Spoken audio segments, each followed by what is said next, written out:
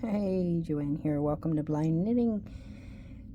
Today we're going to create a cast on and we're going to create a slip knot in order to do the cast on.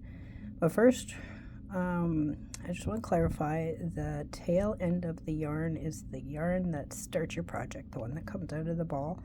And it just kind of, once you get your slip knot made, your tail is just the piece that hangs around, doesn't do anything until you're done your project. And the working yarn, what we refer to as the working yarn, is always the one coming off the ball of yarn.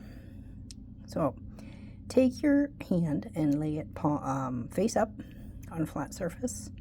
Take the yarn and lay it diagonally from the inside of your wrist up to your index finger, your pointer finger, and just loop it just a tiny bit behind your index finger. Take the tail of the yarn a little bit towards the right, towards your baby finger, and then lay the tail across the base of your index finger so it's intersecting with the working yarn, and then just use your thumb to hold the tail in place. Now you have this big loop on over your index finger. You're going to take this loop over your index finger, lay it over the palm of your hand so that the working yarn is in the middle of that loop. Leave your thumb where it is, make sure it's hanging onto that tail, and then take the working yarn through the loop, hanging onto the tail, and just pull. Pull, pull, pull, pull, pull. It's going to snug up on its own. You don't want it too tight. And then you're going to have this big loop you can probably put your hand through. Grab your needle, put your needle inside the loop, and then pull the working yarn. The working yarn is the longer one, and just give it a couple little pulls until it's snug but not tight on the needle. You'll need it a little bit loose on the needle in order to do this particular cast on. Okie doke. Over time, you're going to find out whether you're a tight knitter or a loose knitter. If you're a tight knitter, which is in my experience, what most people complain about their knitting is too tight. So especially when it comes to a cast on, I would use either a half size larger or a full size larger than what you actually need to get your project going, simply because the cast on can tighten up. So for this one, make sure your tail is kind of dangling off to the right a little bit. You don't need it. Your left hand should be holding the needle with the slip knot on it and the yarn off to the left. Now I wrap the yarn around my baby finger once over top of the other fingers, and I use my index finger as my guide. And then, well, my the finger that we shoot at people that we're not supposed to shoot at people also helps guide the yarn when it's closer to the needle. You're going to have to, everybody holds it differently. This is just how I do it. So you're going to have to find what's comfortable for you. So to do the first cast on, this is simply called a single cast on. It's not my favorite and I'm not very good at it, but this is the basics of it. So make sure your left needle is pointed away from you and the tail is pointed off to the right somewhere. You're not going to use the tail. You can actually use that to hang on to if you like, just to get your needles working together. But it's not required. Okay, take your right needle, put it underneath the needle behind the yarn so that now as you slide the needle through the loop on the yarn, the slip knot on the yarn, you're going to have both needles pointed away from you. This is a little slippery, so don't be frustrated.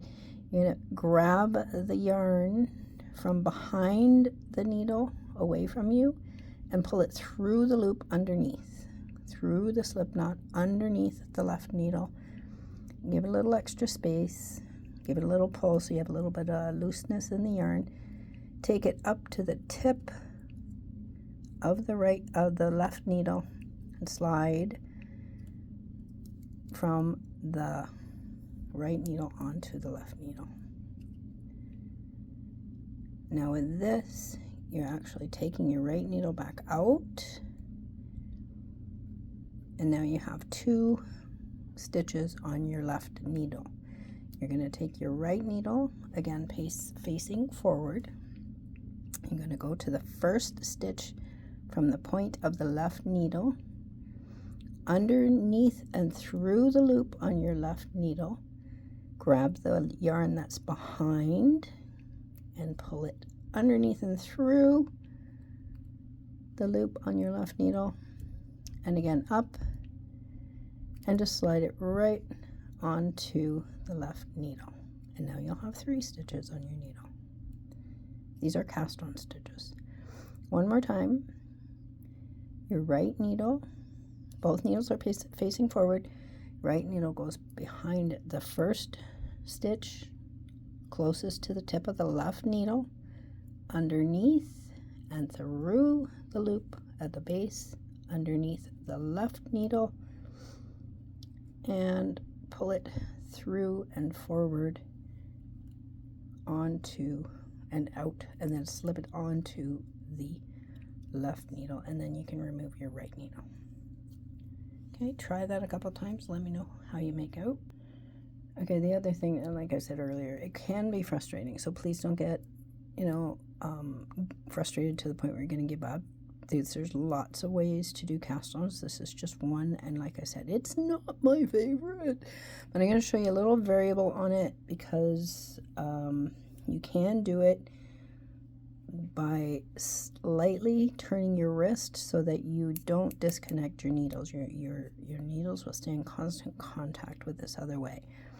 So same positioning, have the yarn on your left hand needle and the yarn running around your left hand.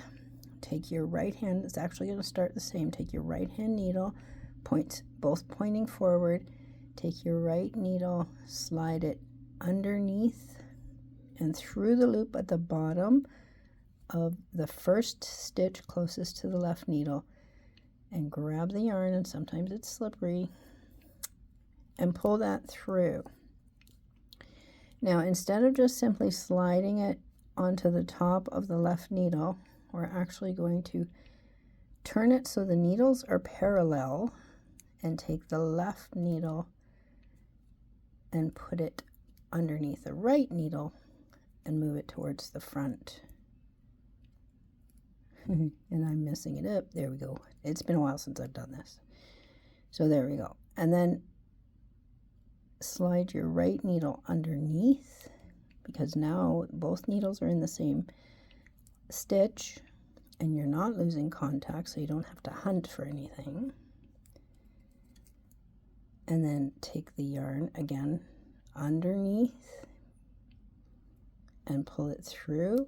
Again, we want to keep it a little bit loose. Now you can move the left needle to the right, or you can move the right needle to the left. You have to play with this a little bit, do it a few times, find out what feels better for you. Everybody knits differently. The basics are the same, but how you hold things is up to you, because not everybody has the same dexterity. So now you have the loop that we grabbed from the back. I stopped mid-stitch to babble. There we go. So have both needles up facing almost parallel, and you're going to take the right needle and put the left needle through the loop. Did that make sense? I'm going to do it again. And then grab the yarn from the back, pull it through the left hand needle on the bottom, on that bottom loop, and then you have your loop. Again, facing, both needles facing up and forward, so you can move your right needle over to the left, and this time your left needle goes underneath that loop you just created, and it goes onto the left hand needle, but don't take the right needle, just slide it from the top down to the bottom underneath the left needle and pull it through the loop underneath the left needle. And then you have an extra neat loop on your right needle, turn that just a tiny bit so that the left needle slides underneath the right. And now, if you want, if you're ending, you can just stop right there, and now you have another stitch. And again, like I said, depending on your project, use a size needle. I find this a little snug, but some people are very happy with it, and others have mastered it. I have not. This is not my favorite stitch. It's not what I learned with, so it's not really my favorite, but it's what a lot of people use. And it's very actually handy when you're adding a sleeve in the middle of a row or something else that you need to extend your row a little bit. So I'm going to end that there. If you have questions, please leave a comment below, and I'll clarify the best I can. But like I said, this is only one of several ways of casting on. So play with it for a little bit. Don't get frustrated. Take your time. And we'll see you soon with, whoops, I just bumped the camera, with the next one. All right, take care. Bye for now.